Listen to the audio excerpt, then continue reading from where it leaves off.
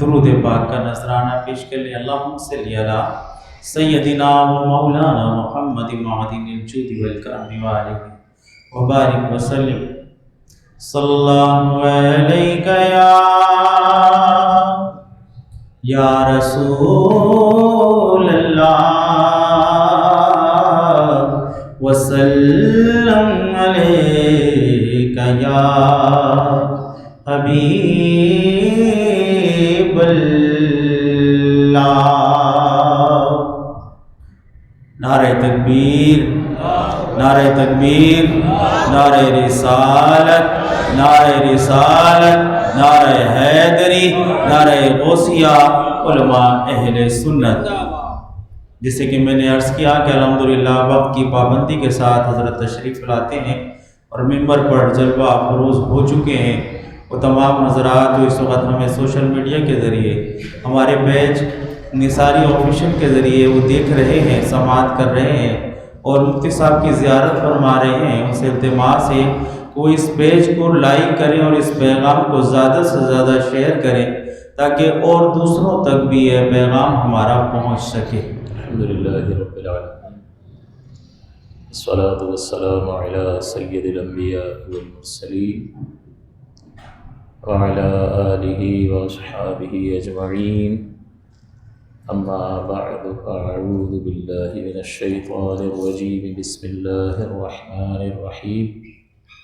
قال اللہ تبارک وتعالی فی القرآن المجید والفرقان الحمید، اذا اراد شیئا ان یقول له کن فیکون۔ صدق اللہ العلی العظیم وصدق رسولہ النبی الامین۔ قرآن عظیم کی جو آیت مقدسہ میں نے آپ کی خدمت میں تلاوت کی، اس میں اللہ تبارک و تعالی ارشاد فرماتا ہے وَإِذَا أَرَادَ شَيْئًا، اور جب ارادہ کرتا ہے اللہ تعالیٰ کسی شے کا، ان یقول لہ کن، تو فرماتا ہے ہو جا، فیکون، تو وہ ہو جاتی۔ اب یہ اللہ تبارک و تعالیٰ کا کمال ہے، کیونکہ وہ خالق ہے، عالم ہے اور بڑی عظمت والا، بڑی قدرت والا ہے۔ ہم اگر کسی چیز کو بنائیں تو ہمیں رو مٹیریل کی بھی ضرورت پڑے گی، اور پھر بنانا بھی آتا ہو، کاریگر بھی ہو، تو وہ علم بھی رکھتا ہے اور اسے کسی چیز کی محتاجی نہیں ہے۔ وہ جیسے ہی فرماتا ہے ہو جا، تو رو مٹیریل بھی ماریز وجود میں آ جاتا ہے، اور جس چیز کا ارادہ اس نے فرمایا وہ عدم سے وجود میں آ جاتی ہے۔ یہ کمال قدرت ہے اللہ تبارک و تعالیٰ کی۔ تو اس آیت پاک میں اللہ نے فرمایا کہ جب وہ کسی شے کا ارادہ فرماتا ہے تو فرماتا ہے ہو جا، تو وہ چیز ہو جاتی ہے۔ اس سے ایک صفت سمجھ میں آتی ہے جس کو صفت تکوین کہا جاتا ہے۔ کن سے نکلا ہے تکوین، یعنی ہونا۔ تو یہ اللہ تبارک و تعالیٰ کی صفت ذاتیہ ہے۔ جیسا کہ میں نے پہلے بھی آپ کی خدمت میں عرض کیا تھا کہ اللہ کی صفات دو طرح کی ہیں، اور صفت کا معنی بھی آپ کو سمجھایا تھا کہ صفت کمال کو کہتے ہیں، خوبی کو کہتے ہیں۔ یعنی ہمارے اعتبار سے دیکھا جائے گا تو صفت جو ہے وہ اچھی بھی ہو سکتی ہے، بری بھی ہو سکتی ہے۔ جھوٹ بولنا بری صفت ہے اور سچ بولنا اچھی صفت ہے، لیکن اللہ تبارک و تعالی عیوب سے پاک اور صاف ہے۔ اس کی صفات صفات کمال ہیں، یعنی جتنی بھی صفات ہیں وہ کمال پر مشتمل ہیں اور انتہائی کمال کو پہنچی ہوئی ہیں۔ یعنی انتہا کہنے کا مطلب یہ نہیں ہے کہ اس کی کوئی لمٹ ہے، کوئی حد ہی نہیں ہے۔ اس اعتبار سے بندہ کہتا ہے بھائی انتہا کو پہنچی ہوئی ہے، یعنی کوئی لمٹ نہیں ہے، ان لمیٹڈ ہے۔ تو اللہ تعالیٰ کی صفات ایک اس کی ذات پاک ہے اور ایک ہے اس کے کمالات، اور بندہ اس کی ذات میں غور نہیں کر سکتا کہ حضور نے منع فرمایا کہ اللہ تعالیٰ کی ذات میں غور نہ کرو، بلکہ اس کی صفات اور اس کے کمالات اور اس کی خوبیوں میں غور کر کے اسے پہچانو۔ تو اللہ تعالیٰ کی صفات ایک اس کی ذات ہے اور جتنے بھی کمالات ہیں وہ اس کی صفات ہیں، اور یہ صفات میں نے آپ کو بتایا تھا کہ دو اقسام پر منقسم ہیں، ایک صفات ذاتیہ کہلاتی ہیں اور ایک صفات فعلیہ کہلاتی ہیں۔ ذاتیہ وہ صفت ہوتی ہے جس کی ضد ثابت نہیں ہو سکتی، یہ 8 صفات آپ کو بتائی تھی، علم، حیات، قدرت، سمع، بصر، کلام، ارادہ، اور یہ 8ویں صفت جس کے بارے میں ہم آج بات کر رہے ہیں صفت تکوین۔ یہ 8 صفات ہیں، اس کی ضد کو آپ ثابت نہیں کر سکتے۔ کیا آپ کسی لمحے کہہ سکتے ہیں اللہ تعالیٰ حی ہے نا، صفت حیات سے متصف ہے، تو کسی لمحے میں کہہ سکتے ہیں ابھی زندہ نہیں ہے، ابھی ہے؟ نہیں، ہم وقت یہی کہیں گے حی ہے، تو اس کی ضد کو ثابت نہیں کر سکتے۔ اسی طرح دیگر صفات ذاتیہ ہیں، لیکن اللہ تعالیٰ کی جو صفات فعلیہ ہیں، جتنے بھی اللہ تعالیٰ کام کرتا ہے ان کاموں کے اعتبار سے ان کاموں کو، ان صفات کو صفات فعلیہ قرار دیا جاتا ہے۔ زندگی دے رہا ہے تو محیی ہے، مار رہا ہے تو ممیت ہے، رزق دے رہا ہے تو رازق ہے، رزاق ہے، شفا دے رہا ہے، عزت دے رہا ہے تو معز ہے، ذلت دے رہا ہے تو مذل ہے۔ تو وہ جتنے بھی کام کرتا ہے ان تمام کاموں کے اعتبار سے جو اللہ تعالیٰ کی صفات اور کمالات ہیں ان کو صفات فعلیہ کہتے ہیں۔ اور اس کی ضد کو ثابت کیا جا سکتا ہے کہ جس وقت عزت عطا فرما رہا ہوتا ہے اس وقت ذلت نہیں دے رہا نا، عزت دے رہا ہے۔ دو ضدیں تو جمع نہیں ہو سکتی نا، عزت بھی دے رہا ہے، ذلت بھی دے رہا ہے۔ تو جب عزت دے رہا ہے تو ہم کہہ رہے ہوتے ہیں ذلت نہیں دے رہا، عزت عطا فرما۔ رزق دے رہا ہے، رزق نہیں دے رہا، تو جس کو عطا فرماتا ہے اس کے لیے دینا کہہ رہے ہوتے ہیں، اور جسے تنگی میں مبتلا کر رہا ہوتا ہے تو نہیں کا جملہ بولتے ہیں یا نہیں بولتے؟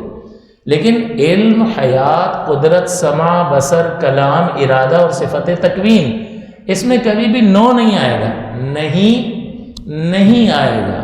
تو صفت ذاتیہ اور صفت فعلیہ میں اگر فرق سمجھنا ہو تو یوں سمجھا جا سکتا ہے کہ جس کی ضد کو ثابت نہ کیا جا سکتا ہو وہ صفات ذاتیہ۔ پھر اس کی مکمل تفصیل آپ کی خدمت میں نے ذکر کی تھی کہ اللہ تبارک و تعالی حی ہے، زندہ ہے، اس کی زندگی کی کیفیت کیا ہے؟ نامعلوم۔ تو اس کو زندہ پھر کیسے کہتے ہیں؟ یعنی ہماری طرح اس کی زندگی نہیں ہے کہ روح ہے تو زندہ ہے ورنہ نہیں ہے، روح کا محتاج نہیں، وہ روح کا محتاج نہیں، اس کی زندگی کی کیفیت الگ ہے جس کو ہم سمجھ نہیں سکتے۔ اس نے اپنے آپ کو قرآن عظیم میں حی فرمایا، اس لیے ہم اس کو حی کہتے ہیں کہ وہ زندہ ہے۔ اور اتنی اس کی کائنات نظر آ رہی ہے، اتنی مخلوق نظر آ رہی ہے، تو اس کائنات کے نظر آنے میں اور مخلوق کے نظر آنے میں اللہ کا ارادہ نظر آ رہا ہے، اللہ کا علم نظر آ رہا ہے، اس کی قدرت نظر آ رہی ہے یا نہیں؟ تو جو عالم اور قادر ہوگا، اتنی بڑی کائنات بنانے والا ہوگا، وہ مردہ ہو سکتا ہے؟ تو آپ اس کائنات کو دیکھ کر پیچھے چلیں گے تو آپ سمجھ جائیں گے کہ اس کا مطلب یہ ہے کہ وہ عالم ہے اور قادر ہے، اور عالم اور قادر مردہ نہیں ہو سکتا، لہٰذا وہ زندہ ہے۔ یہ پہلے بھی میں نے وضاحت سے گفتگو کی تھی، آج صرف استحضار کر رہا ہوں کہ تاکہ چیزیں ذہنوں میں تازہ ہو جائیں۔ سمع اور بصر کے بارے میں نے بتایا تھا کہ سمع بصر جو ہے وہ علم ہی کے تحت داخل ہیں، کیونکہ سننے کی وجہ سے بھی علم حاصل ہوتا ہے۔ کوئی گھڑگھڑاہٹ، کوئی دروازہ بجا، کوئی ہے، کیسے پتہ چلا آپ کو؟ میں نے سنی آہٹ، تو سننے سے پتہ چلا، علم حاصل ہوا۔ اسی طرح دیکھنے سے بھی علم حاصل ہوتا ہے، تو سننے اور دیکھنے سے ہمیں علم حاصل ہوتا ہے۔ اللہ تعالیٰ پہلے سے ہی سب کچھ جانتا ہے، تو اس کا سمیع اور بصیر ہونا کیا اس کے لیے نئے علم کا فائدہ دے گا؟ تو اگر نئے علم کا فائدہ دے رہا ہے تو اس کا مطلب یہ ہے کہ اللہ تعالیٰ کو معاذ اللہ دیکھنے سے پہلے جاہل سمجھ رہے ہیں، سننے سے پہلے معاذ اللہ جہالت کی نسبت اس کی طرف کر رہے ہیں؟ نہیں، بلکہ وہ پہلے سے جانتا ہے، علم والا ہے، اور یہ سمع اور بصر علم ہی کے تحت داخل ہیں۔ تو پھر سوال یہ پیدا ہوتا ہے کہ پھر سمیع اور بصیر نام کیوں رکھا ہے جب فائدہ کوئی نہیں ہے؟ تو یعنی وہ علم کا فائدہ نہیں دے رہے، تو پھر سمیع اور بصیر نام کیوں ہے؟ اللہ تعالیٰ نے قرآن عظیم میں خود کو، اپنی ذات پاک کو ان صفات سے متصف فرمایا، لیس کمثلہ شیء وہو السمیع البصیر، کہ اس جیسا کوئی بھی نہیں ہے اور وہ سمیع بھی ہے اور بصیر بھی ہے۔ تو آپ کیا کہیں گے کہ ہمیں تو دیکھنا اور سننا علم کا فائدہ دیتا ہے، پہلے ہم جاہل ہوتے ہیں، دیکھ کر معلوم کر لیتے ہیں، سن کر معلوم کر لیتے ہیں، لیکن اللہ تبارک و تعالیٰ کا دیکھنا اور سننا اس کے علم میں اضافہ نہیں کرتا معاذ اللہ۔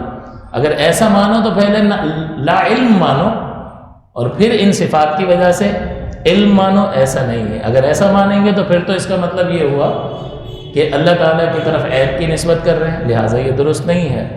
اس کا مطلب یہ ہے کہ یہ علم ہی کے تحت داخل ہے، لیکن چونکہ اللہ تعالیٰ نے اپنی ذات پاک کو صفت سمع اور بصر سے متصف فرمایا قرآن عظیم میں، تو چونکہ اس نے اپنے یہ نام مبارک قرآن عظیم میں ذکر فرمائے، لہٰذا صفت سمیع اور بصیر ہم اللہ تبارک و تعالیٰ کے لیے مانتے ہیں، اس کے قائل ہیں۔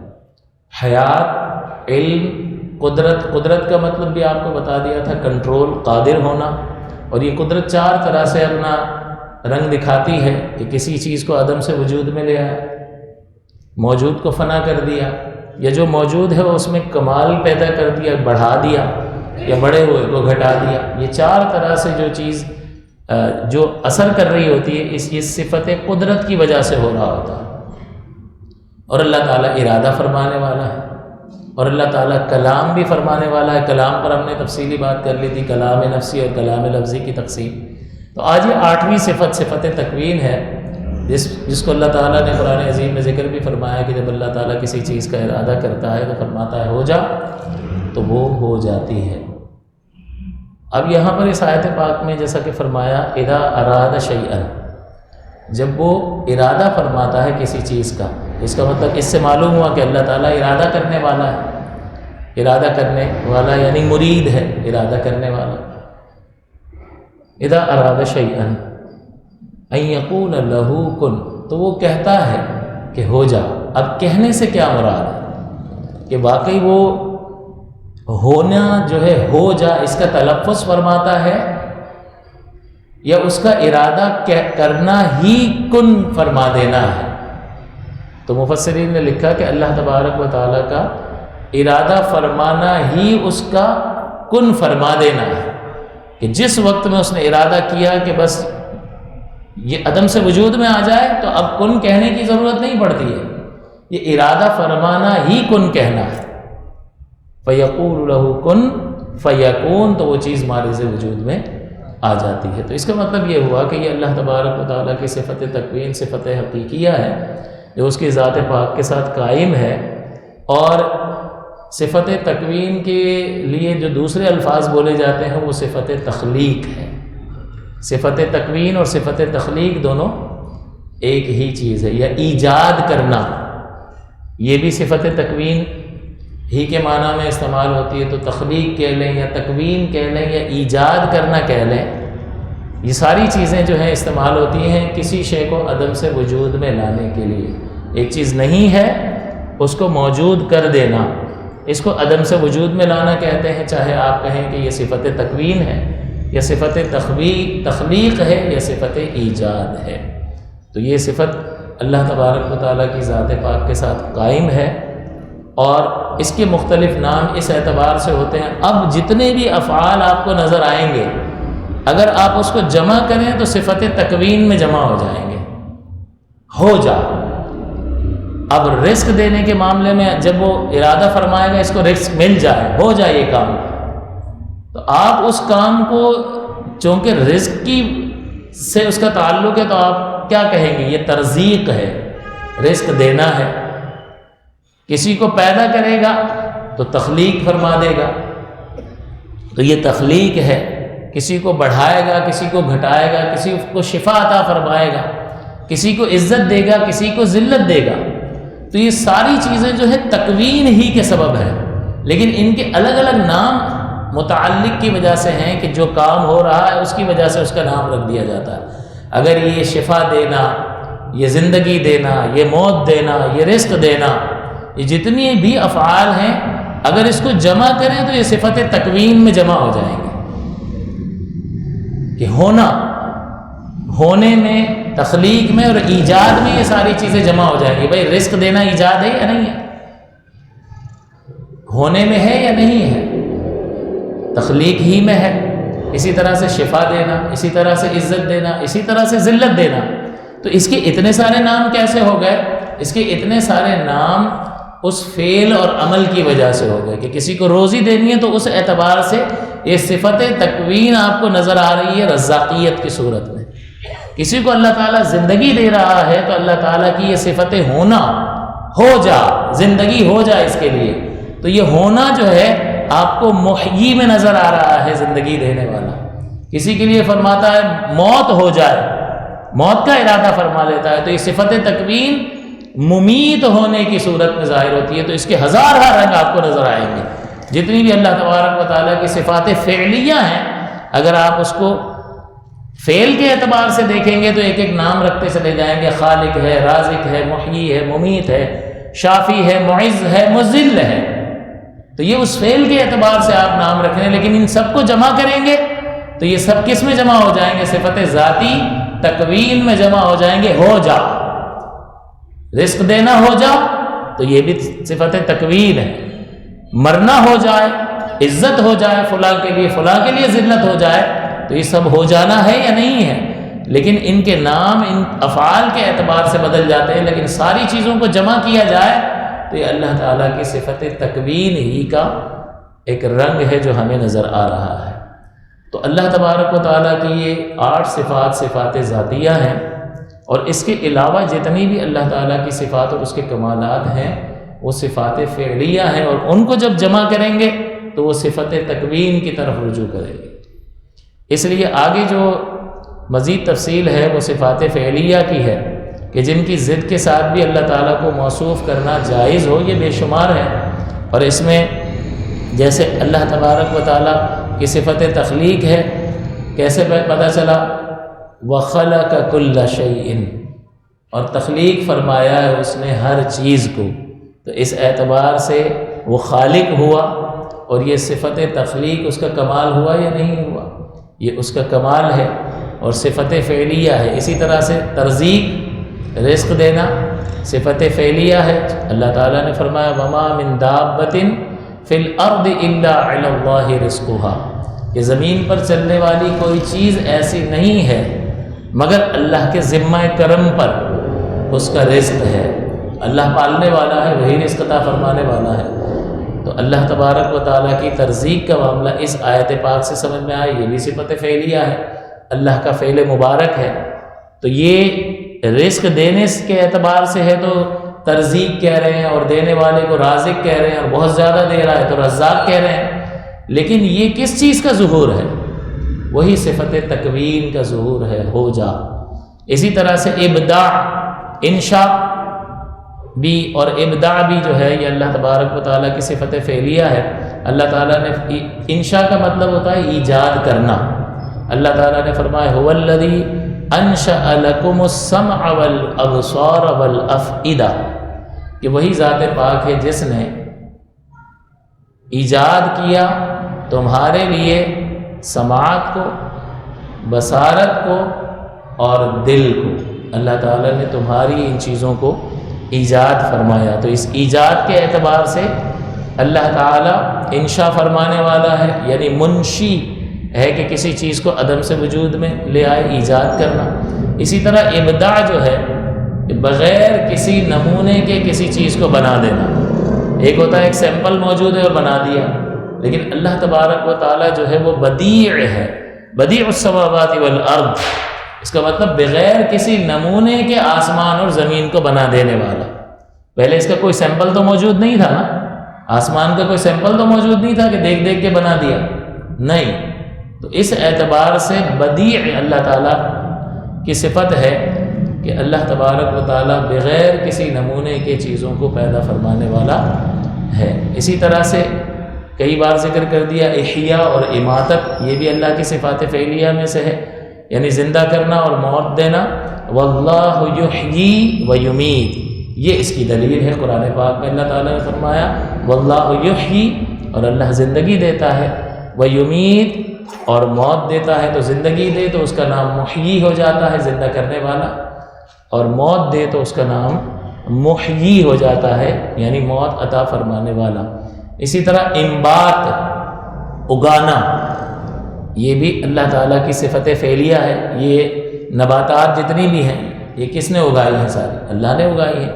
تو اللہ تعالیٰ فرماتا ہے کہ یمبت لکم بہ الزرع والزیتون والنخل والاعناب ومن کل الثمرات ان فی ذلک لآیۃ لقوم یتفکرون، کہ اللہ تبارک و تعالیٰ نے تمہارے لیے اس پانی کے ذریعے کھیتی اور زیتون اور کھجور اور ہر قسم کے پھل اگائے، بے شک اس میں غور کرنے والی قوم کے لیے نشانی ہے۔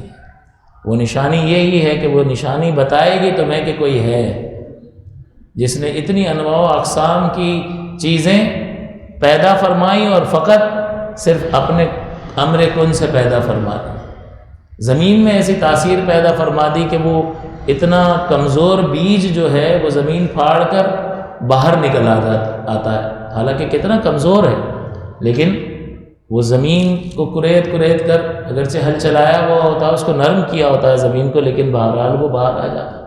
پھر اللہ تعالیٰ اس کی نشو و نما فرماتا ہے اور اس کی ضرورت کو اس کے مقام پر پہنچا دیتا ہے۔ جس کو چلنے پھرنے کی قوت دی اس کو کھلا چھوڑ دیا کہ تلاش کرو اپنا رزق، لیکن یہ نباتات تو چل پھر نہیں سکتے ہیں، تو ان کی ضرورت پانی جڑوں کے ذریعے سے زمین کے اندر سے مہیا کر دی اور سورج کی روشنی ان تک پہنچا دی تاکہ یہ سورج کی روشنی سے بھی توانائی حاصل کرے اور اس طرح سے ان کی پرورش فرما کر ایک تناور درخت بنا دیتا ہے۔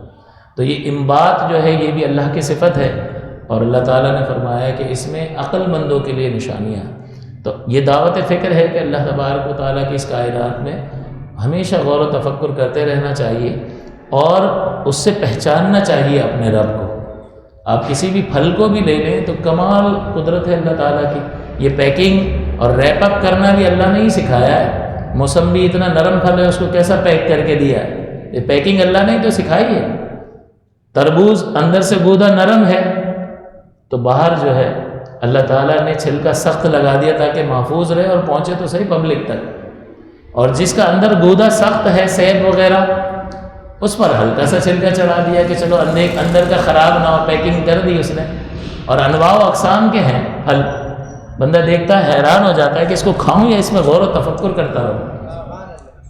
آپ موسمبی کو اور کنو کو دیکھ لیں تو الگ الگ ذائقے دونوں کے، اور اس کو کھول کر دیکھیں تو اللہ تعالیٰ نے اس میں چھوٹی چھوٹی پوٹلیاں جوس کی بھر بھر کے ایسے حسن کے ساتھ چپکا دی ہیں کہ زبردست انداز میں ایک پھانک بن جاتی ہے، اور اس پہ بھی کور چڑھا دیا، اور پھر ان کو جوڑ کر بہترین دائرہ کیسا بنایا، کمال دائرہ بنایا، اور پھر اس پر ایک اور غلاف چڑھا دیا جو ہلکا سا چھلکا ہم اتار رہے ہوتے ہیں، اور پھر اس کے ذائقے اپنی جگہ پر کوئی بنا کر دکھائے۔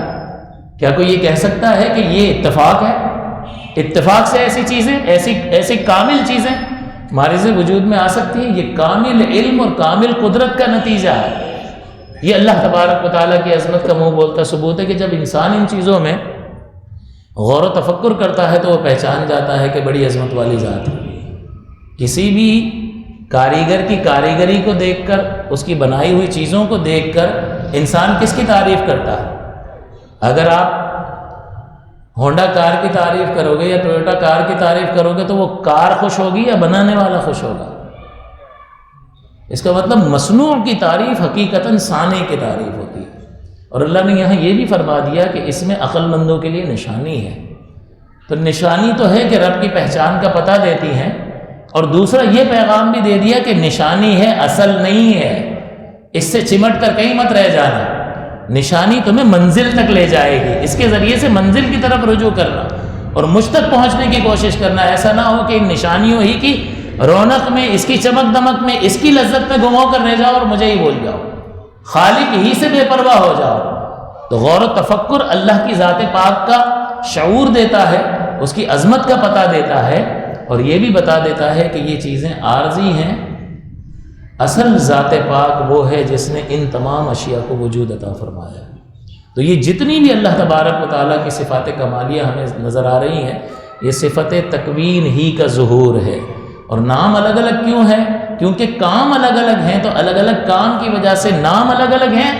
محیی ہے، ممیت ہے، مذل ہے، رازق ہے، شافی ہے، منبت ہے، اگانے والا، اور ان سب کو جمع کرو تو مکون ہے، صفت تکوین ہے، جس کا یہ ظہور مختلف انداز میں ہمارے سامنے ہو رہا ہے۔ اسی طرح سے مصور ہے، تصویر بناتا ہے، ہمارے چہروں کو کیسا اس نے بنایا ہے، فرماتا ہے هو الذی یصورکم فی الارحام کیف یشاء، وہی ہے کہ جو تمہاری صورتیں بناتا ہے ماؤں کے پیٹ میں جیسی چاہتا ہے۔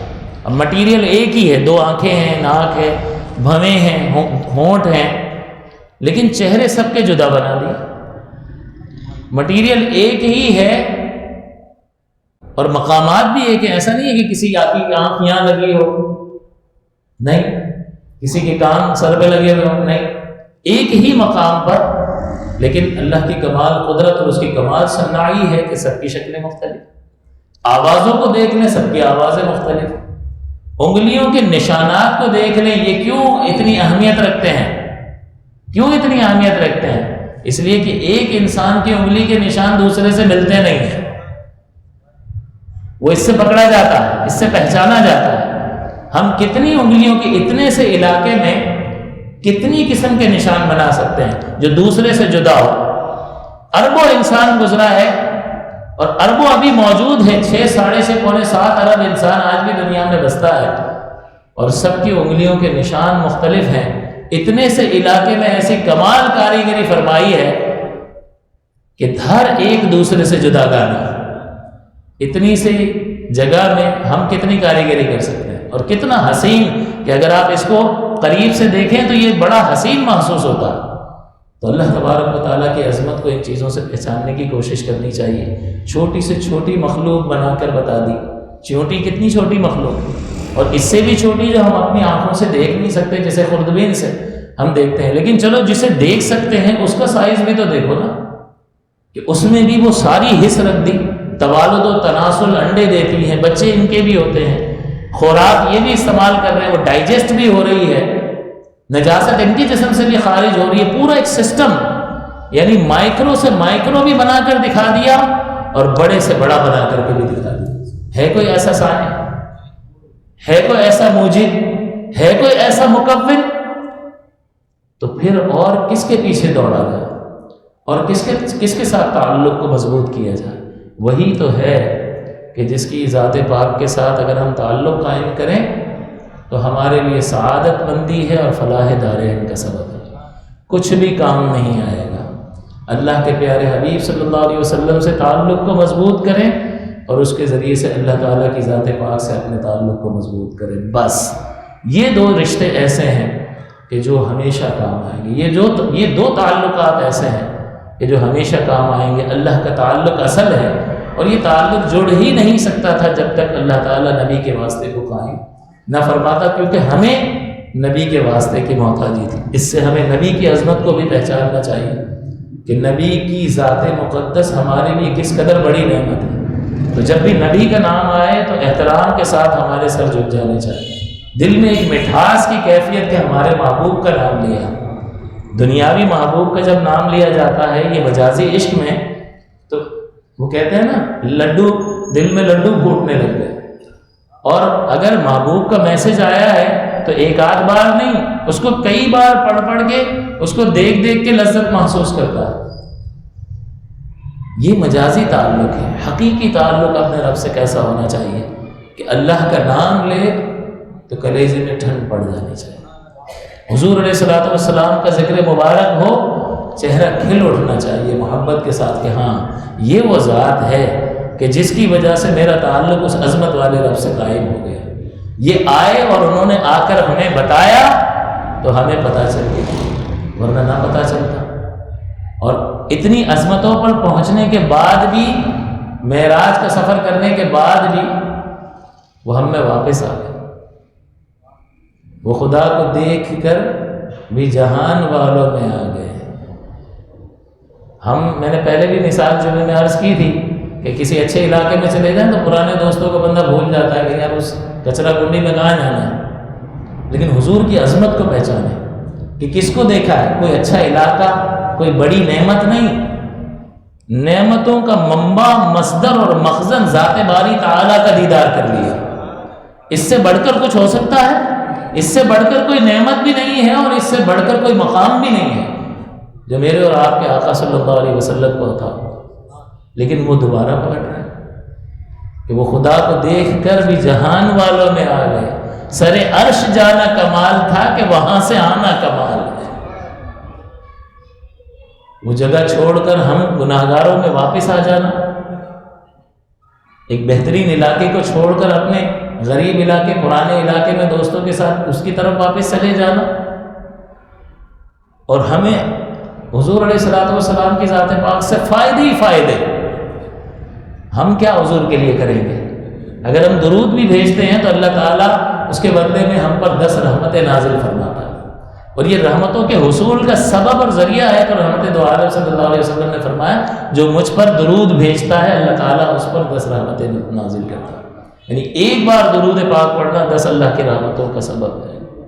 تو اس لیے اصل تعلق وہی ہے کہ اللہ کی ذات پاک میں غور و تفکر کی عادت ڈالیں، صفات میں، اور صفات کے ذریعے سے ذات کو پہچانے، اور روز ہمارا یہ معمول ہونا چاہیے کہ سونے سے پہلے اللہ کی کسی خوبی میں، اس کے کسی کمال میں 5 منٹ تک غور و تفکر کریں۔ اس کی عادت ڈالیں کہ اللہ کی عظمت دل میں بیدار ہوگی، اس قدرت والے، اس طاقت والے، اس عظمت والے رب پر بھروسہ بڑھتا چلا جائے گا، دنیا کی پرواہ ختم ہوتی چلی جائے گی، دنیا کے نفع سے انسان بے رغبت ہوتا چلا جائے گا، اس سے جڑتا چلا جائے گا اللہ ہے نا، وہ کریم ہے نا، وہ رب ہے نا، وہ میرا مددگار ہے نا، تو بس پھر کسی کی کیا پرواہ۔ وہ اگر آزما رہا ہے تو انشاءاللہ وہی اس مشکل کو آسان بھی فرما دے گا، اور اس سے زیادہ عطا فرمائے گا۔ اور رحمت کونین صلی اللہ علیہ وسلم فرماتے ہیں کہ اگر کسی شخص کو کوئی ایک کانٹا بھی چبھتا ہے تو اس کے بدلے میں اللہ تبارک و تعالیٰ اس کے گناہ کو معاف فرماتا ہے۔ اگر کوئی چیز ہماری طرف متوجہ بھی ہوتی ہے تو اس میں بھی اللہ تعالیٰ کی رحمت کا ایک پہلو پوشیدہ ہوتا ہے۔ اس لیے حاصل زندگی یہی ہے کہ اسی ذات پاک کے ہو رہا ہو، ورنہ ٹھیک ہے جاؤ لگاؤ دنیا کا چکر لگا کے آ جاؤ، اگر بات سمجھ میں نہیں آتی ہے گھوم پھر کے آؤ گے، ٹھوکریں کھا کے آؤ گے یہیں پر۔ انا للہ و انا الیہ راجعون، ہم اس ہی کے ہیں اور ہمیں اس ہی کی طرف لوٹ کر جانا ہے۔ جوانی میں بڑا اکڑ رہا ہوتا ہے، جسم سلامت ہے، اپنے فیصلے کرنے ہیں، پاؤں کے نیچے 4 آنے آ گئے ہیں، تو بابا پھر تو کہاں سماتی ہے انسان کی تکبر، انسان کو کہاں ٹھہرنے دیتا، شیطان اور نفس کے دھوکے اس کو غفلت میں مبتلا کرتے ہیں، جائے گا کہاں، لوٹ کر یہی آئے۔ تو جاؤ، اگر سمجھ میں نہیں آتا تو دنیا کا چکر لگا کے آ جاؤ، پتہ چل جائے گا کہ کتنی نفسا نفسی کا دور ہے، اور ہر ایک کا جو تعلق اور رشتہ نظر آتا ہے اس میں ذرا غور سے جا کے دیکھیں گے تو مجھے تو ایک ہی بات سمجھ میں آتی ہے، رشتہ ضرورت کا۔ یہ سارے رشتے ضرورت کے ہیں، کسی کی عزت کر رہے ہیں تو کوئی نہ کوئی مقصد ہوگا، کسی کو ویلکم کر رہے ہیں، کسی کو دعوت پہ بلا رہے ہیں، کوئی نہ کوئی مقصد چھپا ہوا ہوتا ہے، کسی سے ہنس کے بات کر رہے ہیں، کچھ نہ کچھ مقاصد پوشیدہ ہوتے ہیں۔ یہ رشتے اور تعلقات یہ سب ضرورت پر مبنی ہوتے ہیں، ضرورتیں پوری ہو گئی پھر بابا کون پہچانتا ہے، لیکن ہمارا رب ہے، وہ کریم رب ہے، ہم اس کے بندے ہیں، اور خلق کو اللہ تعالیٰ نے عیال اللہ فرمایا، الخلق و عیال اللہ، یہ مخلوق میرا خاندان ہے، میرا کنبہ ہے، تو اگر اس کو کوئی فائدہ پہنچائے گا تو وہ اللہ تبارک و تعالیٰ کی خوشی کا سبب ہوگا۔ تو وہ رب کریم اتنا مہربان کہ مخلوق کو ہم جیسوں کو اپنا کنبہ قرار دے، تو پھر اسی عظمت والے رب سے اپنے تعلق کو مضبوط کرنا چاہیے۔ لہٰذا اللہ کی صفات میں غور و تفکر کی عادت ڈالیں۔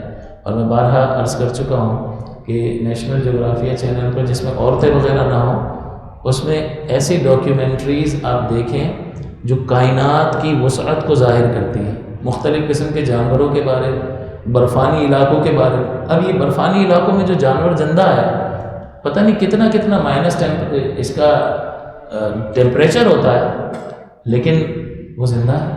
اللہ نے کیسی کھال ان کی بنائی ہے کہ جسم سلامت ہے، آرام سے گھوم پھر رہا۔ ہم جیسا آدمی جو ہے وہ وہاں زندگی نہیں گزار سکتا، تو وہاں بھی اللہ تعالیٰ نے زندگی رکھی ہے۔ اس کا مطلب وہ محیی حیات عطا کرنے پر آئے تو کیسے ہی مصائب والے حالات ہوں وہ زندہ رکھ سکتا ہے، اور اگر اس کا ارادہ ہو جائے کہ اس کو موت دینی ہے، پھر کائنات کی کوئی چیز نہیں بچا سکتی۔ حضرت ابن عباس رضی اللہ تعالیٰ عنہ سے حضور علیہ السلام نے ارشاد فرمایا کہ اگر ساری دنیا تجھے نفع پہنچانے پر جمع ہو جائے تو صرف اتنا نفع پہنچا سکتی ہے جتنا اللہ تعالیٰ نے تیرے مقدر میں لکھ دیا. اور اگر ساری دنیا تجھے نقصان پہنچانے پر جمع ہو جائے تو صرف اتنا نقصان پہنچا سکتی ہے جتنا اللہ تعالیٰ نے تیرے مقدر میں لکھ دیا. تو حقیقتاً نفع پہنچانے والی ذات اور حقیقتاً نقصان پہنچانے والی ذات ہمارے رب کریم کی ذات ہے. ہم نفع نقصان ہی کو تو تلاش کر رہے ہوتے ہیں. تو یہ دیکھیں کہ حقیقت میں نفع کس کے دست قدرت میں ہے، حقیقتاً نقصان کس کے دست قدرت میں ہے.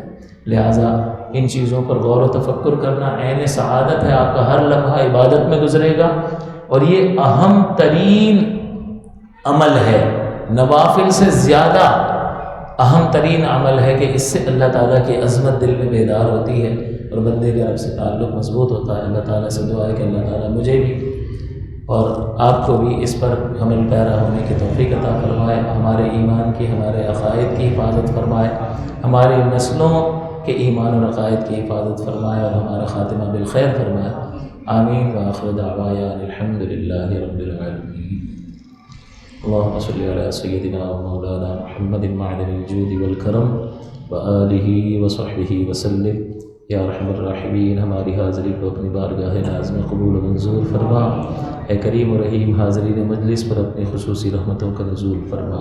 یا اللہ، انہوں نے اتنا وقت دیا، اے کریم و رحیم اس مبارک علم کی برکات سے ان کو منور فرما. یا اللہ، ہزارہ نعمتوں اور رحمتوں کا ان پر نزول فرما.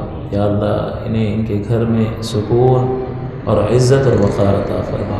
ان کے گھر والوں کو ان کی آنکھوں کی ٹھنڈک. یا اللہ، انہیں ان کے گھر والوں کو ہر قسم کی آفت، بلا، پریشانی اور مصیبتوں اور بیماریوں سے محفوظ فرما. یا اللہ، اپنا محتاج رکھ، مخلوق کی ہر اعتبار سے محتاجی سے محفوظ فرما. یا اللہ، ہمیں فراخ دست کر دے. اے کریم و رحیم، ہمیں فراخ دست کر دے. یا اللہ، ہمارے ہاتھ ہمیشہ دینے والے ہاتھ رہیں. یا اللہ، کسی کے سامنے ہاتھ پھیلانے سے محفوظ فرما. یا اللہ، ہم پر اپنی خصوصی رحمتوں کا نزول فرما. یا اللہ، علامہ نثار الحق صدیقی رحمۃ اللہ علیہ کی روح کو اس درس کا ثواب ہدیہ کرتے ہیں. کریم و رحیم قبول و منظور فرما. اے کریم و رحیم، ان کی قبر کو رحمت و رضوان کے پھولوں سے بھر دے. یا اللہ، ان کے درجات کو بلند فرما. یا اللہ، ہمیں ان کے فیوز سے متمتع فرما. اے کریم و رحیم، میدان محشر کی ذلت و رسوائی سے ہمیں محفوظ فرما. ببرکۃ ان اللہ وملائکتہ یصلون علی النبی یا ایھا الذین آمنوا صلوا علیہ وسلموا تسلیما. اللهم صل على سيدنا ومولانا محمد معدن الجود والكرم وآلہ وصحبہ وسلم. سبحان ربک رب العزة عما يصفون وسلام على المرسلين والحمد لله رب العالمين برحمتك يا أرحم الراحمين.